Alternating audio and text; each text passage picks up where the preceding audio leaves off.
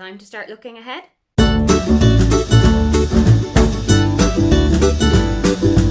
Hi, welcome, come on in. My name is Aoife and today I'm going to take you through some of the books that I cannot wait to read in the first half of 2022. Quite a few of these are going to be romance books because that is the genre that I primarily read.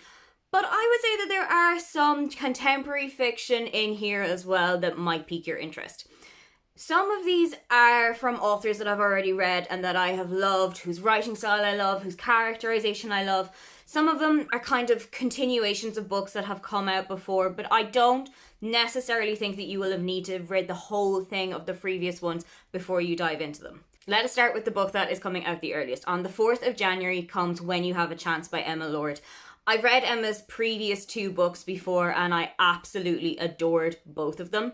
I will say that I preferred Tweet Cute to You Have a Match. I don't particularly know why that was. I think it's just that Tweet Cute had a hate to love romance in it and that's something that I just eat up for breakfast. Whereas You Have a Match felt a little bit more sophomore novel to me, but I have very high expectations for When You Have a Chance. When You Get a Chance follows Millie, who has an aspiration to become a Broadway star, but can sometimes be known as a little bit of a moody teenager. She comes home from rehearsals one day and notices that on the computer at home, her dad's live journal from 2003 is left open. It contains some secrets as to who her mother might be. Millie then takes this chance to go off, find her mother, and discover a whole other family that she didn't know that she had. I really enjoy reuniting families who didn't know that they had each other, long lost sibling tropes. And this is something that also appeared in You Have a Match, and that was an aspect of it that I really loved. So I'm really hoping that that is also done super well in this book. A week later, on January 11th, comes No Ex Before Marriage by Portia McIntosh.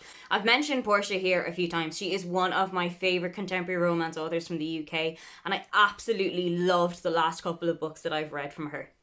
Here you have Poppy, whose friends are starting to marry off, have families, and she's feeling a little bit left out here because she has previously been married before, but that broke down spectacularly.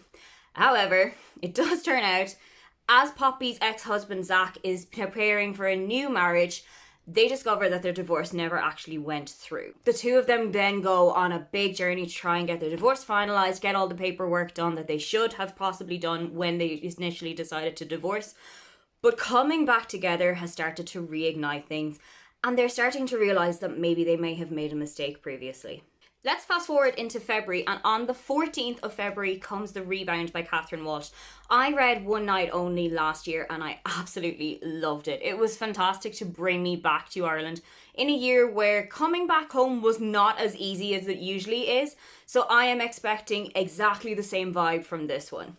Here you have Abby, who wakes up on a Monday morning at 7 a.m. and hopes to be waking up in her Manhattan apartment, drinking coffee on her way to her high business job, except that that's not what she's actually doing. She's on her way back to Ireland, her relationship has broken down, and she has been left unemployed, pretty much having to start out from scratch. Having just done that in the last year, I think this is going to really connect me to this book. So as you can imagine, Abby is feeling quite down on her luck, but as luck would have it, she does meet a guy called Luke when she gets off the plane in Dublin Airport and they embark on a steamy night together. When Abby gets back home to her parents' house, she realises that Luke is the boy next door. No, literally, he grew up next door to her. They used to share baths when they were younger, and he, like everybody else in the small rural community that she grew up in, thinks that she is getting married in New York next year. A couple of days later, on the 17th of February, comes One Night on the Island by Josie Silver.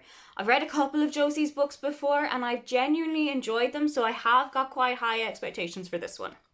Cleo has been sent by her editor to do a kind of a write-up about a small island off the coast of Scotland. And she is imagining skinny dipping, she is imagining cosy cottages, but it does turn out that she has to fight with an American called Mac, who also believes that the cottage booked for her is for him. The problem is, there's nowhere else to stay on the island, there's a massive storm brewing, so they have to stay here. And there's only one bed. Hook it directly to every single vein I have. Also coming out on February 17th is, without question, the most anticipated book on this list. Again, Rachel by Marian Keith. Rachel's Holiday is one of my all-time favourite books, and I have been waiting to get Again Rachel ever since I heard that it was coming out. 25 years ago, Rachel's life was a complete mess. She had a drug addiction, she had an alcohol addiction, but she was brought to a rehab centre in County Wicklow and has pretty much turned her life around from there. She used to hate the people that were telling her how to live her life, how to get clean, but now she's one of them. She is one of the teachers in the cloisters. She has pretty much cleaned up her entire act and left everything of her life that used to be behind her. However, one of her old flames from way back then is starting to come back into the picture. Is there going to be a severe amount of temptation trying to draw her back onto the dark side? And can she fight against it? I cannot tell you how excited I am to see Rachel again. I know a couple of people that I follow on Twitter and that I follow on Instagram have already read a preview copy of them. I can't tell you how jealous I am of every single one of them, but I'm really excited to see what I think of it. Fast forward all the way into March, and coming out on March 29th is Four Aunties and a Wedding by Jessie Sutano. I already have a copy of Dial A for Aunties. I'm going to get to it really early this year so that I can go into this one pretty much straight after it, but I know so many people who have loved it. Meddy's wedding day has finally arrived, and she has begged and pleaded her aunties to keep their hands out of it. She knows that they have a huge wedding business, but she just wants to go into this for her day. They agree on one condition. They get to decide who is going to organise the wedding instead. So they find Stappany, not Stephanie, Stappany with an A. And Meddy bonds with her initially because they have mismatched names and people always spell them wrong, which, hand on heart, I can completely sympathise with. However, it turns out that Staphany is part of The Family, a huge mafia organisation from back in Malaysia, and chaos is about to come to this wedding anyway.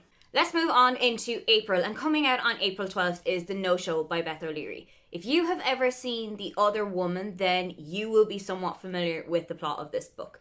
You follow Siobhan, Miranda and Jane, who all have something in common despite being completely different women. They have been stood up by the same man on Valentine's Day. Once they have kind of made their peace with what happens, they delve a lot further back into their own pasts. How have they all come to be hoodwinked by the same man? What kind of excuses has he given to hang out with the other women when he's not with them? And is there more to him than there actually seems to be? Coming out a couple of days later on the 14th of April is Mad About You by Vari McFarlane.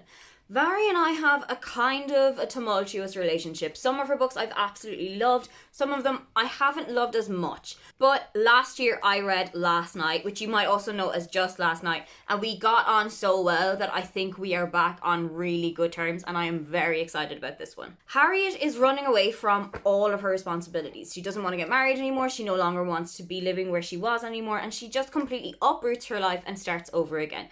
She moves into a house share with a man called Cal, who she met online, but it seems that Cal is hiding a past and some secrets of his own.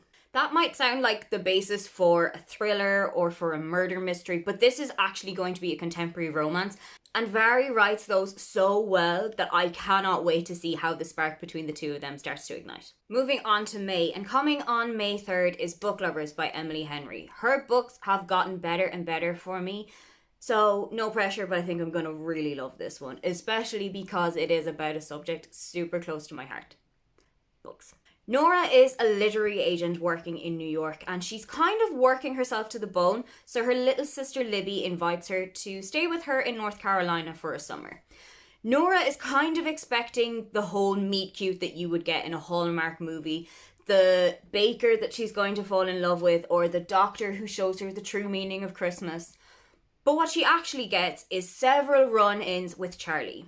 The problem is, this would be a meet cute if she didn't absolutely despise Charlie. They've met each other on the circuit in New York a couple of times, and every single time there has been some serious tension in between the two of them. I am imagining throughout this book, the word sexual is going to start forming in front of the word tension.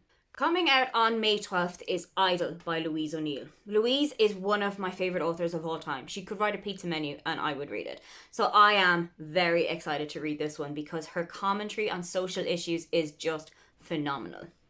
This follows Samantha, who is an Instagram influencer and has reached 3 million followers, so decides to celebrate this by writing a memoir about her life. In it, she chronicles the tale of her sexual awakening as a teenager, which involved her friend Lisa. She and Lisa haven't spoken for years. Lisa gets in touch with Samantha. She writes in to tell her that this is not how she recollects the event going, and that her version of events is actually a lot darker than Samantha has put together. It's pretty much Sam's word against Lisa's word in the middle of this book, and a whole story about whose truth are you really going to believe. The final book that I cannot wait to get to from January into June comes out on the 31st of May, and it is Rivals by Catherine McGee. This is going to be the third book in the American Royal series, and I would seriously recommend reading the first two books if you haven't already before you dive into this one. Beatrice is now queen, and life for the whole family is about to turn completely on its head. There's going to be the story of sabotaging relationships, two former rivals coming together to fight for what should rightfully be theirs, and one of the family engaging in social circles that maybe they shouldn't be engaging with and that they definitely don't belong in. I have loved American Royals so much. I didn't love Majesty as much, but I have very high hopes for Rivals when it comes out. Those are just some of the books that I cannot wait to get to next year. Are any of those also on your list, or is there anything that I have missed out that you think I would really enjoy? Don't forget to like and subscribe because I have new videos up every week. Now, get on out of here.